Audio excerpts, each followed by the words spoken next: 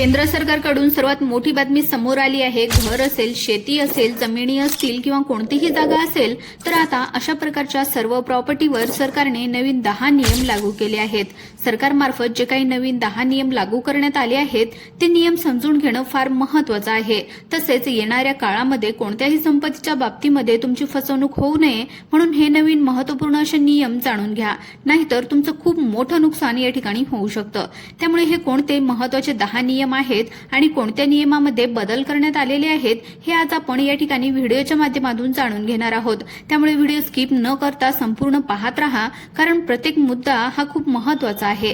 सरकारने संपत्तीवर जे काही नवीन 10 नियम लागू केलेले आहेत ते एक एक करून आपण या ठिकाणी समजून घेऊयात। सर्वात पहिला नियम हा आहे की आई वडिलांचा सांभाळ न करणाऱ्या मुलांना संपत्तीतून काढून टाकण्याचा अधिकार आता आई वडिलांना देण्यात आलेला आहे। जर आता एखादा मुलगा आपल्या आई वडिलांचा सांभाळ करत नसेल तर त्यांची काळजी घेत नसेल तर आई वडील त्यांना त्यांच्या संपत्तीतून त्या मुलाला वजा करू शकतात। जर आई वडिलांनी त्यांची संपत्ती आधीच आपल्या मुलाच्या नावावर केलेली असेल तर ही संपत्ती सुद्धा ते या ठिकाणी वापस घेऊ शकतात। सरकारचा हा जो काही नियम आहे तो वयस्कर लोकांच्या फायद्याचा ठरणार आहे।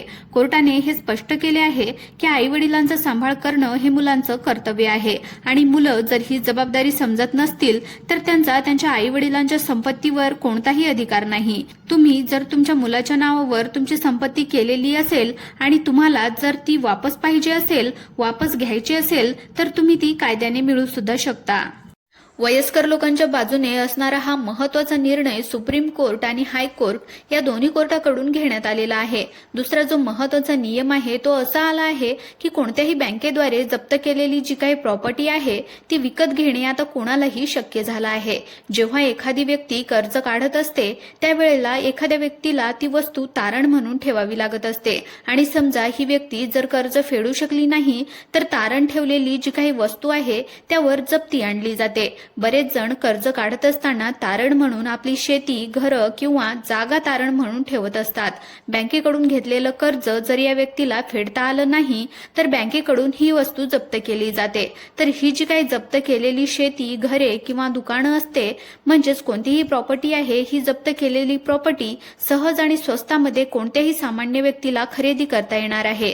त्यासाठी सरकारने बँकनेट नावाचं एक नवीन पोर्टल लॉन्च केलं आहे आणि या पोर्टलवर बँकेने जप्त केलेले जे काही घरे, दुकाने, प्लॉट किंवा शेती आहे यांची सर्व माहिती असणार आहे। कोणताही सामान्य व्यक्ती या पोर्टलवरून कोणतीही वस्तू स्वस्त दरामध्ये आता विकत घेऊ शकतो, ज्यामुळे सामान्य माणसाचा आता फायदाच होणार आहे। पहिले बँकांनी जप्त केलेल्या वस्तूंची खरेदी करणं फार कठीण होतं, पण आता निलामीच्या सर्व बातम्या या पोर्टलवर दिसणार आहेत आणि सर्व सामान्यांना सुद्धा या प्रॉपर्टी वर्गाला जास्त फायदा होणार आहे। कारण यापूर्वी बँकांनी जप्त केलेल्या ज्या काही प्रॉपर्टी आहेत त्या कधी आणि कुठे विकत घेतल्या जातात हे सर्वसामान्यांना कळत सुद्धा नव्हतं, पण या नवीन नियमामुळे सामान्य माणूस सुद्धा ही प्रॉपर्टी स्वस्तामध्ये आणि सहजपणे खरेदी करू शकणार आहे। पुढचा जो काही नियम आहे तो सुद्धा अतिशय महत्त्वाचा नियम असणार आहे। तुमच्या संपत्तीचा सर्व डेटा तुमच्या आधार कार्डला लिंक असणं आता अनिवार्य आहे। बऱ्याच राज्यांमध्ये संपत्तीचा डेटा आधार कार्डला लिंक करणं आवश्यक केलेलं आहे। उदाहरण जर द्यायचं म्हटलं तर उत्तर प्रदेश राज्यामध्ये प्रधानमंत्री किसान सन्मान निधी योजनेचा जर तुम्हाला लाभ घ्यायचा असेल तर त्या शेतकऱ्यांच्या संपत्तीची माहिती ही आधार कार्डला लिंक केलेली पाहिजे। सर्व संपत्तीची माहिती आधार कार्डला लिंक केल्यामुळे जो काही काळा बाजार आहे तो आता थांबणार आहे आणि ज्या लोकांना गरज आहे त्या लोकांनाच या सरकारी योजनांचा फायदा मिळणार आहे। भारतातील काही राज्यांमध्ये हा नियम सध्या लागू करण्यात आला आहे आणि हळूहळू सर्व राज्यांमध्ये हा नियम लागू होणार आहे। पुढचा जो काय महत्त्वाचा नियम आहे तो म्हणजेच मुलगा आणि मुलीचा आई वडिलांच्या संपत्तीवरचा अधिकार। दिल्ली हायकोर्टाने स्पष्ट केलेलं आहे की आता मुलगा आणि मुलगी आई वडिलांच्या घरामध्ये तेव्हाच राहू शकते जेव्हा त्याची परवानगी असेल। आई वडिलांना जर वाटलं तर ते आपल्या मुलांना घरातून बाहेर सुद्धा काढू शकतात, तसंच त्यांच्या स्वकमाईतून खरेदी केलेल्या संपत्तीतून सुद्धा बाहेर काढू शकतात। तुमची पूर्वजात पिढीगत जी काही संपत्ती आहे त्यावरच फक्त तुमचा अधिकार तुम्ही गाजवू शकता, परंतु आई वडिलांनी जी काही स्वतः कमावलेली संपत्ती आहे त्यावर तुम्ही अधिकार सांगू शकत नाही आणि त्यांच्या परवानगीशिवाय त्या ठिकाणी तुम्ही राहू सुद्धा शकत नाही। पुढचा जो काही नियम आहे तो जावयाच्या आपल्या सासऱ्याच्या संपत्तीवर अधिकार। सुप्रीम कोर्टाने स्पष्ट केलं आहे की कोणत्याही जावयाचा त्याच्या सासऱ्याच्या संपत्तीवर, मग ती पिढीगत असू दे किंवा स्वतः कमाईची असू दे, या संपत्तीवर अधिकार नसणार आहे। तो एकुलता एक जावई जरी असला तरी त्याचा कोणताही अधिकार यावर राहणार नाही। त्यानंतर पुढचा जो काही नियम आहे तो म्हणजेच बायकोच्या नावावर खरेदी केलेल्या संपत्तीचा मालकी हक्क। तर नवऱ्याने बायकोच्या नावावर काही संपत्ती घेतलेली असेल तर त्याचा जो काही मालकी हक्क आहे तो फक्त बायकोकडेच असतो। जर एखाद्या नवऱ्याने पैसे देऊन बायकोच्या नावावर संपत्ती खरेदी केली तर त्याचा मालकी हक्क जो काही आहे तो बायकोकडेच असेल। या ठिकाणी कोर्टाने स्पष्ट सांगितलं आहे की पैसे कोणी जरी दिले तरी सुद्धा ज्याच्या नावावरती संपत्ती आहे तोच त्याचा मालक असणार आहे। पुढचा जो बदल आहे तो म्हणजेच दत्तक घेतलेल्या मुलाचा संपत्तीवरचा अधिकार। हायकोर्टाने निर्णय दिला आहे की दत्तक मुलांचा सुद्धा आपल्या आई वडिलांच्या संपत्तीवर तेवढाच अधिकार असेल जेवढा सख्ख्या मुलांचा असतो। हा निर्णय दत्तक मुलांच्या अधिकाराच्या सुरक्षिततेसाठी घेण्यात आलेला आहे। यामुळे सख्या आणि दत्तक मुलामध्ये कोणताही भेदभाव होणार नाही।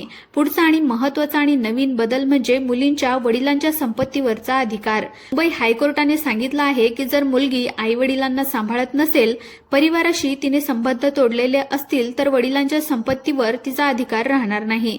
छत्तीसगड राज्यातील कोर्टाने स्पष्ट केलंय की वडिलांच्या मृत्यूनंतर मुलीचा त्यांच्या संपत्तीवर बरोबरीचा अधिकार राहील। वेगवेगळ्या राज्यातील कोर्टांनी या बाबतीमध्ये वेगवेगळे नियम काढलेले आहेत, म्हणजे तुम्ही ज्या राज्यामध्ये राहत असाल त्या राज्यातील कोर्टाच्या निर्णयाप्रमाणे तुम्हाला संपत्तीमध्ये अधिकार मिळणार आहे। संपत्ती संदर्भामध्ये हे महत्त्वाचे बदल आता लागू करण्यात आलेले आहेत।